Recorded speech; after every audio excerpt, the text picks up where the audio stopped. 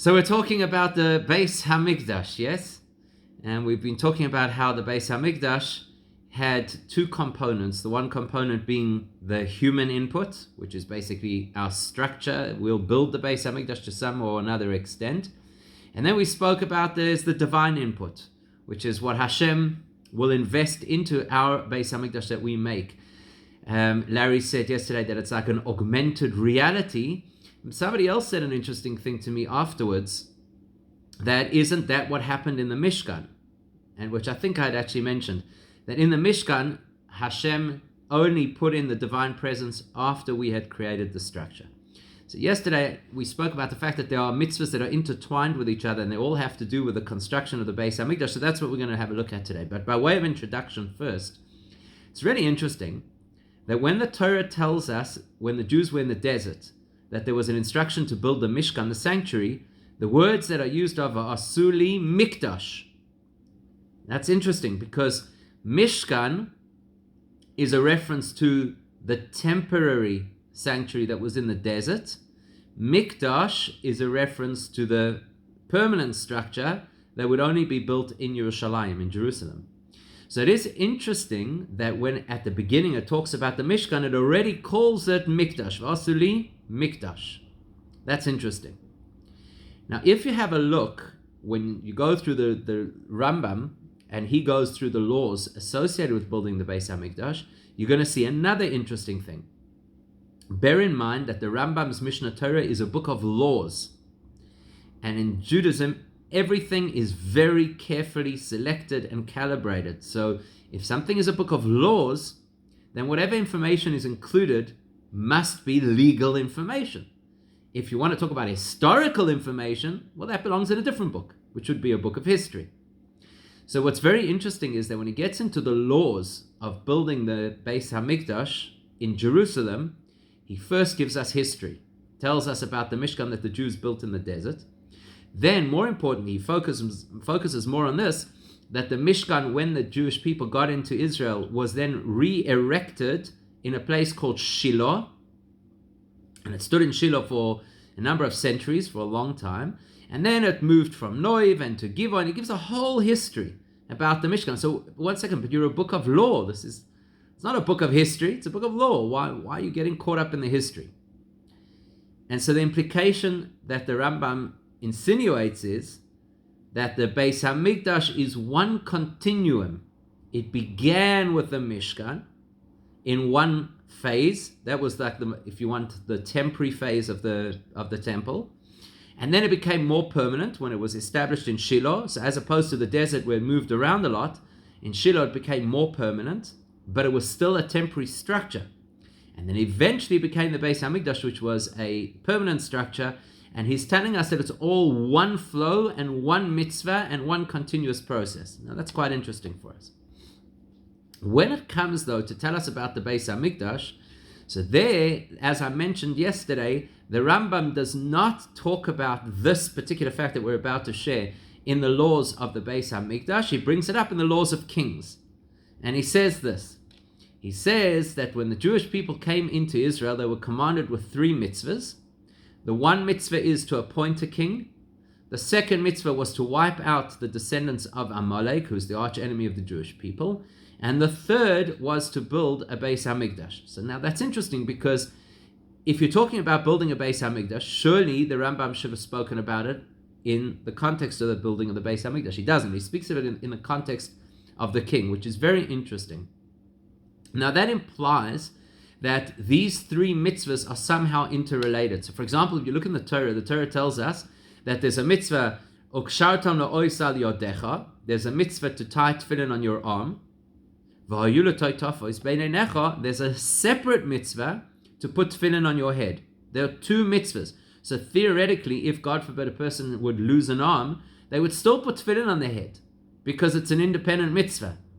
Of course, when we were kids, there was always that one teacher who said, and what happens if a person doesn't have a head? So, unfortunately, many people seem to have that problem. So you have 2 mitzvahs that are completely reliant on each other, and by extension over here, you have 3 mitzvahs that are completely reliant on each other. So there has to be a king, there has to be the eradication of Amalek, And that somehow are the precursors, those are the precursors to being able to build the Beis Hamikdash. So we have to wonder, what is the connection between them? And by the way, even though it sounds like it's chronological, you could debate whether it is chronological. I mean, it would appear, the way that the Rambam puts it would appear that it's chronological. First the king, then Amalek, then the Beis Hamikdash. But I think more importantly than that is we have to try and understand what is the connection between the three of them. So if you have a look in the book of Melachim, the book of Kings, which is the tail end of this particular part, is towards the tail end of King David's life and just before King Solomon's life.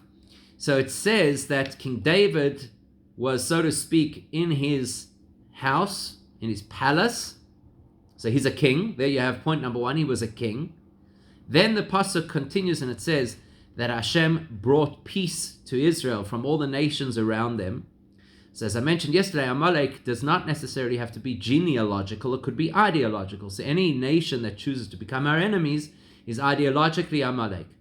So here you have King David, so you have the king, at a time of peace, because he had fought many battles, and as a result of that there was now peace in Israel, and the enemies of the Jews had been vanquished, most notably at that time the Philistines.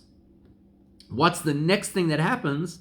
The Torah tells us, King David says, how is it fair, how is it correct that I should sit in the comfort of my palace and Hashem's ark should be sitting in a temporary dwelling?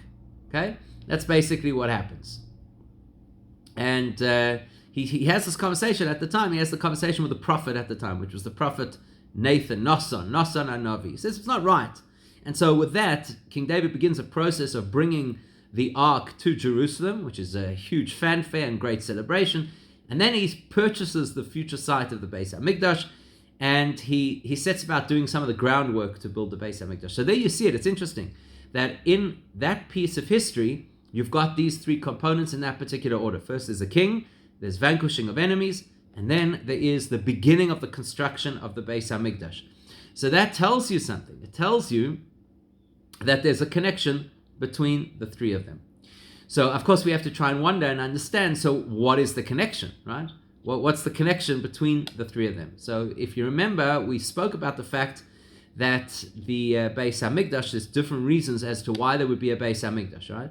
And we spoke about the fact that there is the possibility of a Beis Hamikdash simply as a place of divine revelation, or the Beis Hamikdash as a place of bringing a korban, bringing sacrifices. And we see that the Rambam goes with a view that it's a place of bringing sacrifices. That's the primary focus of the Beis Hamikdash. And with that in mind, he basically tells us that the first Mishkan that was built in the desert had these components.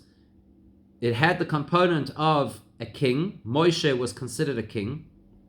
It had the component of the defeat of Amalek, because Yehoshua, at the end of Parashas Beshalach, we see that Yehoshua led a campaign to vanquish Amalek at that time. It wasn't 100% successful, that's why Amalek comes back as a nation. But at that time, they had neutralized the threat of Amalek.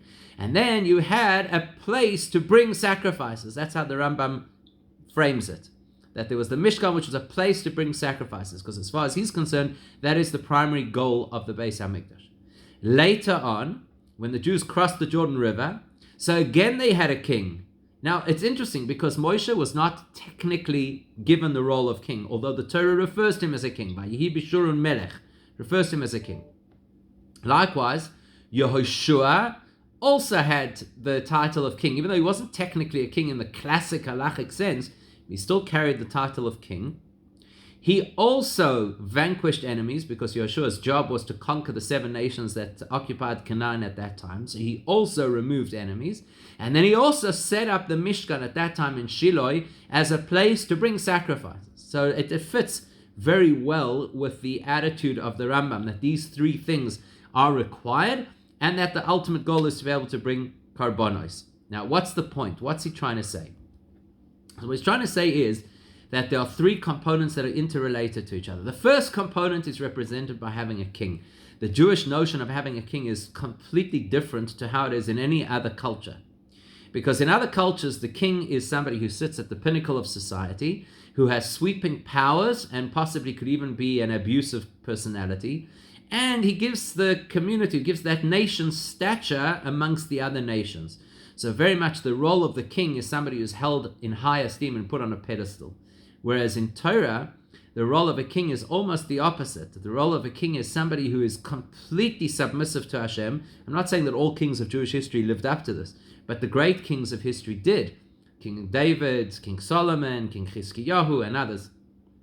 So the goal of the king is to be somebody who's completely submissive to Hashem, who has no personal ego, who simply represents Hashem's will in this world, and therefore the subjects of the country, who of course have to follow the instructions of the king, they would then naturally be taken along a path which would help them to connect to Hashem in a deeper fashion than what they would be capable of on their own.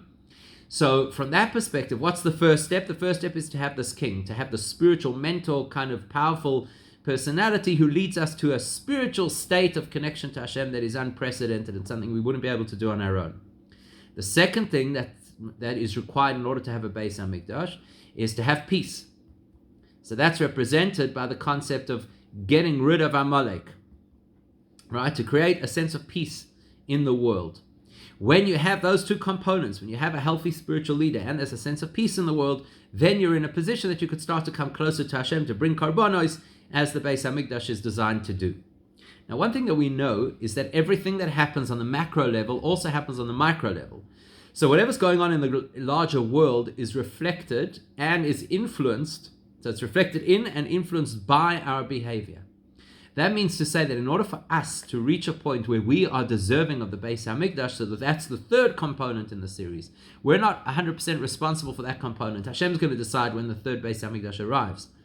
But what we are responsible is the first two components, which means that we are all responsible to have the association with the king. In other words, we're all responsible to have somebody in our lives who is a spiritual being, a spiritual person, who we feel is very dedicated to Hashem, and therefore we could learn from their example and they could teach us and guide us and tell us what to do, like the king. And the second thing is we all have a little Amalek inside of ourselves. It's very nice to talk about the anti-Semitic Amalek and to say that they are the problem, but the truth is we all have a personal Amalek. Amalek, we're told, is the same gematria numerical value as the word Safek, which is doubt.